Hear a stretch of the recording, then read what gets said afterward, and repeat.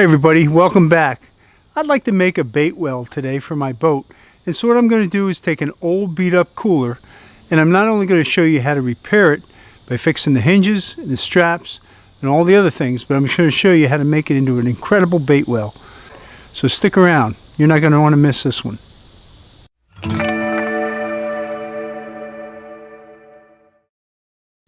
So what I've got here is an old 48 quart Coleman cooler. And as you can see, the hinges are all broken on this. If you turn it around this way and open it up, you can see that the strap is broken inside here. And I'm going to show you how to fix both of those things.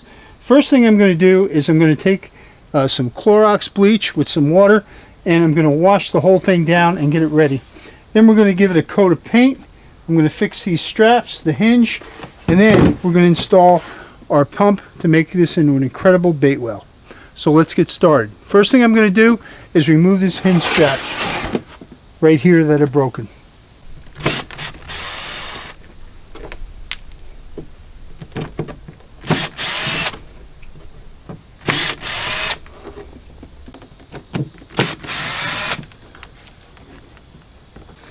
Now I've got some Clorox and some water in here, and we're going to just use a sponge, get everything wiped down. Now it's just a matter of removing these hinge strap screws, and I'll set those aside. Now we'll let everything dry for a few hours, because I'm going to paint these up, and I want them to be nice and clean for when I hit them up with paint. Okay, now that I've got the screws on inside and everything's cleaned up, I've let it set for a while, and so all the Clorox and everything is dried out in here. Now we're going to get ready to paint everything. Now I'm not going to paint anything on the inside. I'm just going to do the outside. And the reason I'm painting it, I could leave it like this, but I already have a white larger marine cooler in my boat for fish, and I'm going to paint this so it matches. So I'll set this one here. We're going to give the lid a coat of paint as well, and then we'll let everything dry. Now before I paint this, one of the things I want to do is I want to keep this label on the front here. So I'm just going to put a piece of masking tape over that and tape it off so when it comes out it'll look really sharp. So let me go ahead and get started with that, and then I'll show you the paint I'm going to be using. This is the paint that I use whenever I'm doing plastic, whether it's rod holders or coolers or anything like that. This is really good stuff. It's Rust-Oleum Painter's Touch 2X, and I'm using a white semi-gloss. I didn't want to go with a pure gloss for when you're out in the sun and you get reflection. You already got enough of that coming off the water. So this will dull it down a little bit but still make it look nice. So let's get things taped up, and then we'll go from there and give it a coat of paint. Okay, all I did was use a piece of frog tape to cover up this label, and then I just took a utility knife like this one and carefully just went around cutting off all the excess tape, and that's it. Then when everything's painted, I'll just peel that off before everything dries up totally. Now it's just a matter of giving it a coat of paint, and again, I'm only going to be painting the outside. I'll do both the lid and the cooler, 2 coats, and let it dry. Then we'll start assembling the rest of it. I'll show you how to repair the hinges as well as the strap inside. The great thing about this size cooler is it's 48 quart, and so I know that a bushel is 37 quarts. So what I'm going to do is come measure up 3/4 of the way on the inside and place a line there, and then I'll also be able to use this for blue claw crabs. When I go crabbing, I'll know exactly how much a bushel is, and it'll be well insulated and keep the crabs good all day. Okay, well that's drying, getting ready for the second coat. Let's go work on the hinge material that we're going to use to repair these hinges. So the hinges on those cooler are nothing more than thin plastic, and over time they naturally break. So instead of buying new ones, which are about $8 for a pair, that are going to break again on us, what I did was I had some of this left over, and this happens to be shower liner. Like if you're doing tile showers and stuff, you put this down first, and it's a heavy membrane It's a rubber. It's extremely strong. And so what we're going to do is we're going to take and we're going to lay out the hinge plates on here. I'm going to trace around them and cut them rough. And then after they're installed, then what I'm going to do is just take the razor knife that I had and cut around them, and this will be perfect. This is going to take the place of our hinge. It's really strong. It's flexible. This will probably outlast me. And you can buy this at Home Depot or probably Lowe's. I'll put a description as well as the paint and everything else in the description down below so that you'll be able to look stuff up. But you can, again, you can buy this by the foot, I think it is, and it's not that expensive. I use it for all kinds of stuff. So what I did was I took and I stacked these one on top of the other, just like this. You see where my holes were laid out. I took an 1/8 inch drill bit and just drilled through into the block of wood. And now I have two very nice hinge supports all ready to go. So what I did was took the two pieces of the hinge strap, laid them together, and I want to get a dimension here from hole to hole, and that looks like 11 inches. So now what we're going to do is, don't want to lose those screws, what I want to do is duplicate this strap, but to do that I'm going to just simply use a piece of weed whacker line. And this is just standard weed whacker line. And what I'm going to do is I'm just going to cut off a piece here. That's about a little over a foot. Right, like that. Set that aside. Then we're going to put two loops on the end. And to do the loops, I'm going to use some aluminum furls that I already have on stock here. But if you didn't want to do that, you could use pieces of shrink wrap or whatever it is that you're comfortable with. Even a zip tie, if you want to. Just put it on, give it a good zip tie, and you're good to go. So let me go get the furls, and I'll put them on, and then we'll be ready to fasten that back in the cooler. Okay, now that I'm over at the metal bench, all I'm going to do is slide this through, turn it, and slide it back through like that. I want to bring it up fairly tight because I want that screw head not to be able to slip through there. And all these are double furls. You can get them any hardware store. They're aluminum. They're used for 3/32 cable, but in this case we're using it for this. Now it's just a matter of flattening them down. That's it. That's never going anywhere. Now we'll measure out 11 inches, do another loop, flatten that down, cut off the excess, and we're good to go. So I've let this set a day or two to let the paint completely dry on here. I wanted to make sure there wasn't anything that was going to, rub off. I wanted to really make it set, and I think it came out pretty stylish right now. So what I did now is I snapped the lid back on, and now with the lid on tight, I'm going to turn it over this way, and we're going to add on our hinges. These are the ones we made up before, remember? And so what I'm going to do is I'm just going to put the rubber piece down on here and take and set one of the sides of the hinges on here. I'll put the holes down the bottom and the slotted ones up top. And I think it's going to be easier if we just do one at a time and try not to just stick them through the holes here like that.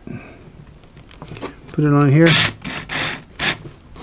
Don't tighten them up all the way. I want to be able to move things around, get everything situated. And we'll put this one in here. Like that.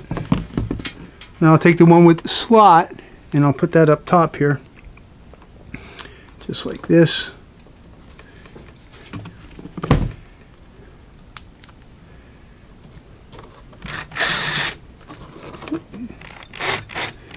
If you work it through the rubber, it's a little easier. Just like that. Put this one through.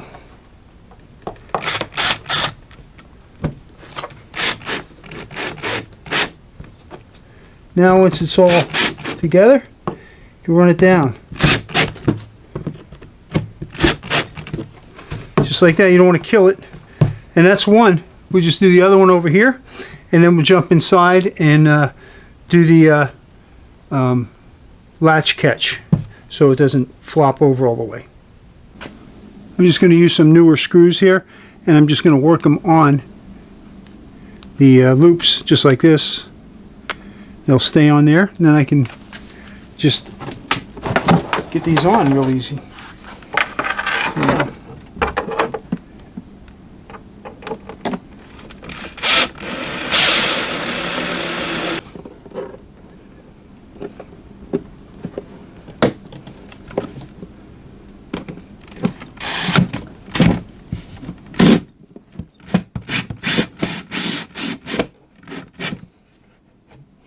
Here's the other. Just lift it up. Good to go. So basically my wife got me this a long time ago. You can see it's got dust on it. It's been sitting up on the shelf here in the garage.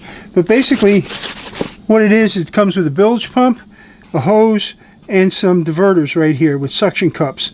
It comes with 2 clips you can attach to any battery. You can put it in a 5-gallon bucket circularly, or you can put it in a cooler like this in the picture. And that's what we're going to be doing.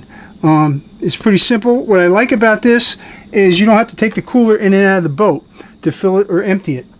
The hose is really long, and so is the wire, so all you do is you drop it over the side of the boat, pour the water in, put everything back in the cooler, hook up the suction cups, and you're good to go.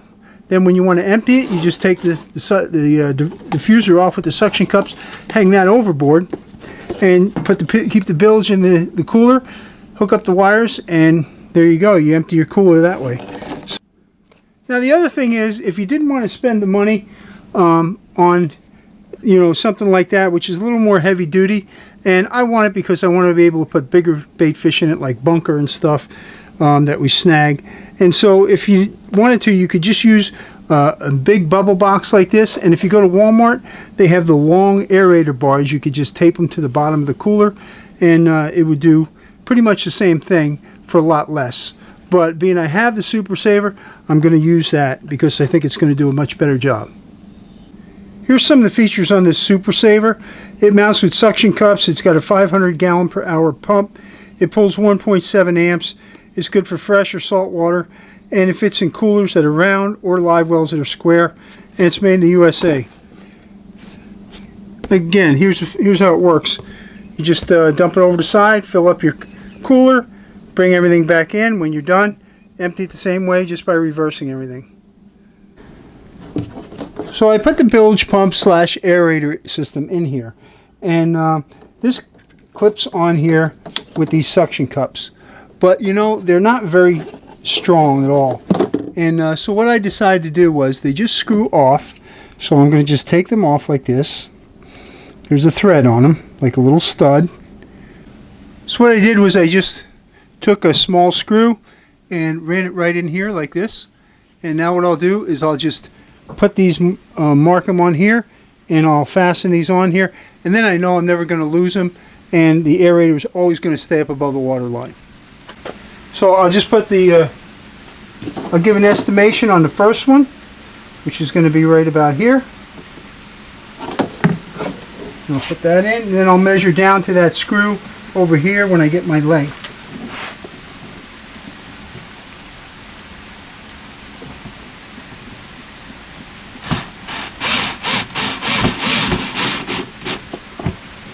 You want to make sure your screw isn't too long.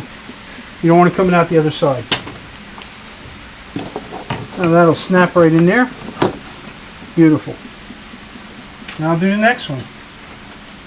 So after I got this side fastened, all I did was I snapped it in there. I snapped this piece in on here, but I ran a screw through first. Then I just lined it up and down this way and pushed in on this to leave a little dent where the screw would mark.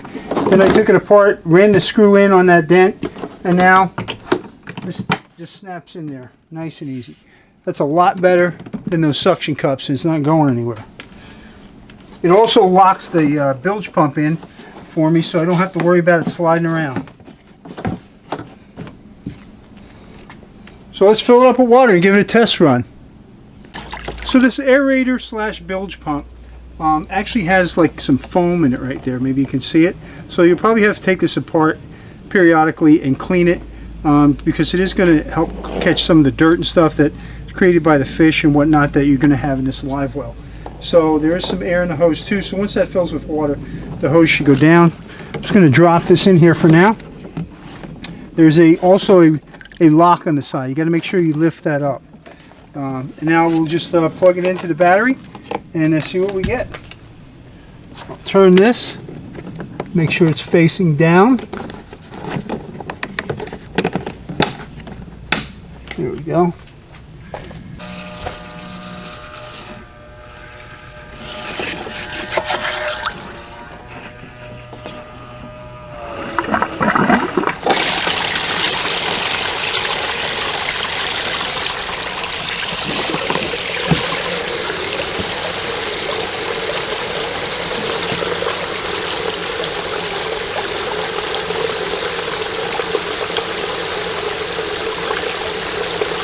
That works pretty good. I think it's going to do a fine job of aerating and mixing the water on it. Hey everybody, thanks so much for taking the time to hang out with us today. I hope that video was helpful for you. And you know, just like I took the time to restore that broken cooler and turn it into something that was useful and special, you know, God wants to do the same thing in your life and my life. You know, I know there are times where you and I find ourselves broken. It could be financial disaster, it could be a divorce, it could be, you know, a sickness or death or some other thing that really just gets us down and just tears us away from God. Our life becomes our focus and we find ourselves alone and empty. And you know, it doesn't have to be that way. See, God is the one that wants to give us newness of life. He's the one that wants to fill us with who He is. It says in the Bible, in John chapter 10, verse 10, it says, I have come that you might have life and have it abundantly. And you know what God's talking about there is as we follow Him and grow in Him, we find out the type of relationship we were supposed to have in the beginning. But you know, life and sin has tore us away from that. But the good news is that God always welcomes us back and that He loves us. In fact, He loves us so much that He was willing to sacrifice His Son, Jesus Christ, on the cross to pay for our sins. Now, I don't know about you, but that just screams how much my worth is to God and how much your worth is to Him as well. His arms are always open wide. All it takes is for us to stop where we've been going, turn back with a sorrowful heart, ask Him for forgiveness, and begin to put our faith and trust in Jesus Christ and walk with Him daily. And you know, if you're not really sure how to go about doing that and getting into that right relationship, well, I've written a free book for you. It's called Growing Deep. It's found in the description below. And all you have to do is click on it. You can start reading. It doesn't require email or anything else to capture. But in it, I share with you a little bit about my life, how God took an arrogant, proudful, angry person and turned me into the person I am today. And God can do the same thing for you as well. All it takes is for you to turn back to Him. So, guys, I really encourage you to check out the book. Thanks so much for hanging out with us today. And, you know, I want you to always remember that God loves you more than you could ever know. So until the next time, remember, get outdoors, and God bless you all.